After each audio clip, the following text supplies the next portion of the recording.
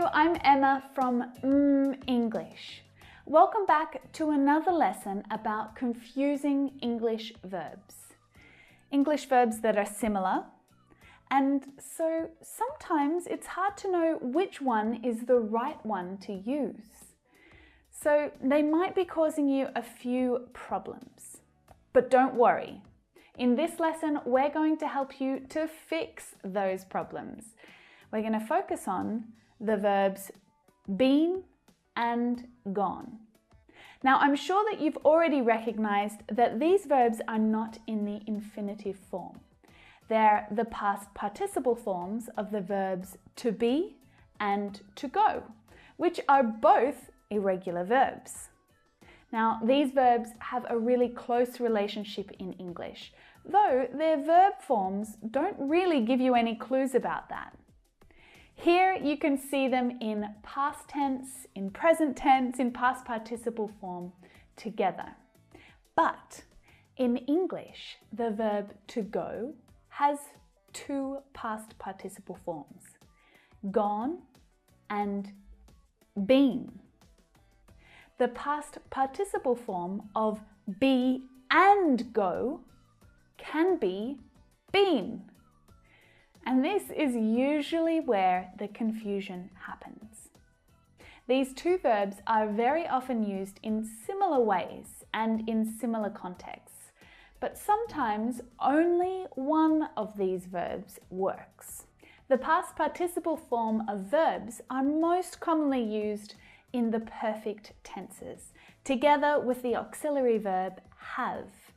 So this is where you need to pay close attention to the main verb and be clear about which verb you're trying to use, to be or to go. Firstly, let's review been as the past participle of to be. He's been sick for a week. I've been exhausted since we got home. Have you been pleased with your performance this year? So we use been to talk about feelings and our health, but of course it can also be followed by the continuous verb form as part of the structure of the present perfect continuous or the past perfect continuous. They had been waiting at the wrong classroom. But when we look at been as the past participle of to go, well, obviously there are a few questions that we need to ask. Why are there two different forms? Is the meaning different? When should I use gone and when should I use been? The difference in meaning is actually quite simple. Gone tells us that the movement is in one direction, away from a particular place. Been tells us that the movement is in two directions, away from a particular place and then back again. You've returned. They've gone. They're not here at the moment. They've gone to the supermarket. They're at the supermarket now. They're not here. They've been to the supermarket. So they're back home now. Amy's just gone for a run. She's not here right now, but she'll be back in half an hour. Amy's just been for a run. She arrived home about 5 minutes ago. The difference between been and gone is simple to explain when you're talking about holidays. My sister-in-law lives in Thailand, in Bangkok, so I often go there to visit her. I've been there 5 times already. Those trips are all complete. They're in the past. She hasn't been to Australia to visit me yet, though. I'm looking for Tom. Has he already gone to Sydney? He's already been. He got back yesterday.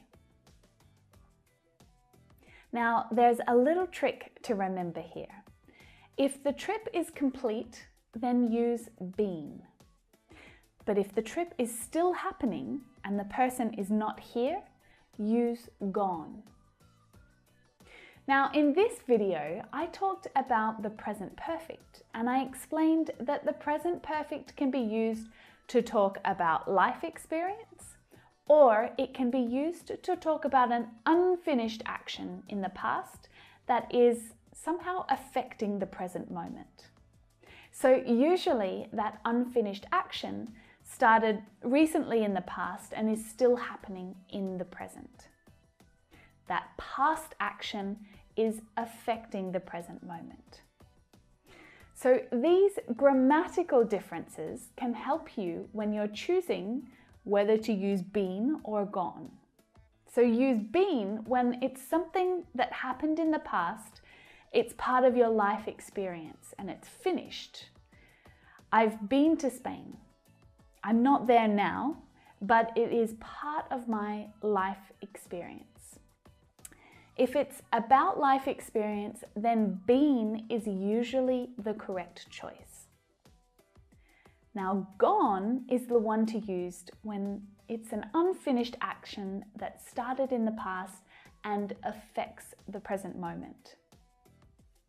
My mum has gone to Spain. She's not here now. It's a past action that is affecting the present and it's unfinished. So there are some common mistakes that English learners need to avoid when they're choosing between been and gone. So for you, don't use gone when you're talking about yourself. I've gone to Japan. No, I haven't, because I'm right here. I'm not in Japan. You also can't use gone to talk about someone else who is actually with you at the time of speaking. It just doesn't make any sense. Most of the time, ever and never are used to talk about life experience. So usually they are used with been instead of gone. Have you ever been to Australia? I've never been to Russia. Okay, so are you ready to practice a little with me? You need to choose been or gone. Tim has to Melbourne for the weekend. He'll be back on Monday. What do you think? Which verb is the correct verb?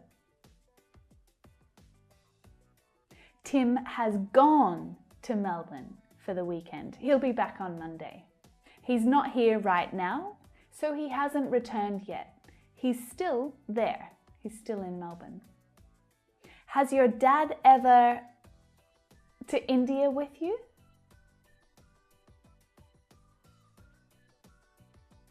Has your dad ever been to India with you?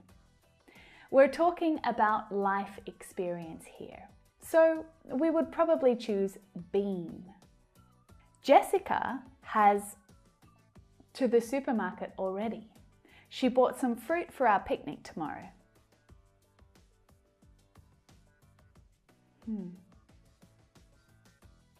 Which one is it? Been or gone? Jessica has been to the supermarket already. She's bought some fruit for our picnic tomorrow. It must be been because we know what she bought, so she must have come back from the supermarket and told us. Okay, well, I hope that that lesson was useful for you. Just remember that been is used to talk about life experience, about trips and events and things that have happened in the past but are not still happening now. And gone is used to talk about a current trip or event when someone is somewhere else. They haven't returned yet.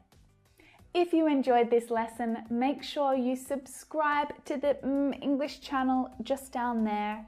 I make a new English lesson every week. And if you subscribe, you'll find out as soon as it's ready for you. Right now, you should probably check out this lesson right here about the present perfect so that you can practice what you've already learnt in this lesson. Or you can check out some other lessons right here. Thanks for watching, and I'll see you again next week. Bye for now.